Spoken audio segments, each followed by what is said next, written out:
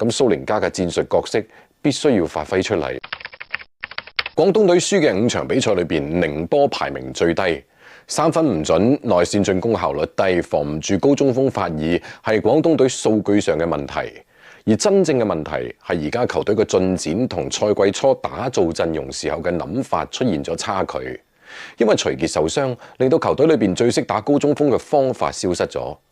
啱傷愈復出嘅徐傑呢一場只係打咗7分01秒就再次受傷。嗰個係第2節初一次無球快攻走位，隻腳棘咗一下，左腳踝嘅新患再次觸發。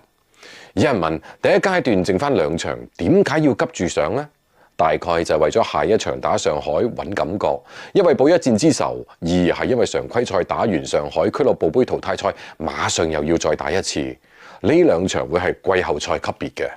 於是冇咗徐傑，廣東隊嘅擋拆打唔起身。如果森拿同昆恩佢哋可以用速度過人到達禁區，唔入都有罰球，而做擋拆又要傳波，又要睇隊友嘅表現，又容易失誤，何必呢？比分落後，容錯率低，持球者更加唔願意做唔擅長嘅事，於是主動減少咗傳波。啱好遇上廣東隊賽季第2次3分命中率唔到2成，亦平咗不敵上海嗰一場只係射中5個3分嘅賽季最少紀錄。廣東嘅3分命中率咧已經跌到去聯賽倒數第4，3分波對於而家嘅廣東隊係重要嘅，因為建隊思路就係要快嘅球隊點會冇3分呢？廣東隊幾乎係冇中距離，就係偏魔球，得分靠空間靠走位。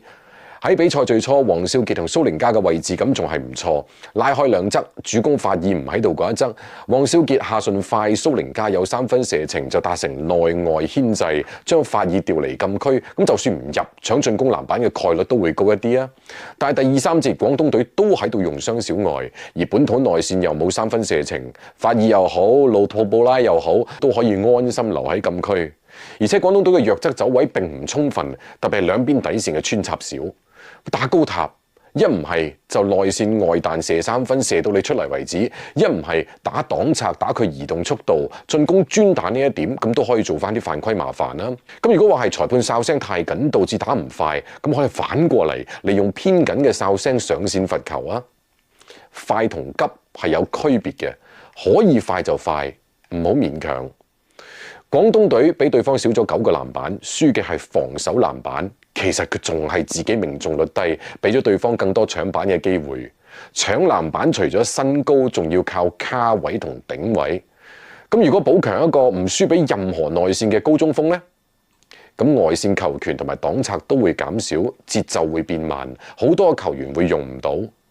呢場輸波唔係唔可以接受，只係勉強復出嘅徐傑再次受傷之後，1日之後又要面對最近3場淨勝對手60分嘅上海，再隔2日要俱樂部杯再戰，咁蘇寧加嘅戰術角色必須要發揮出嚟。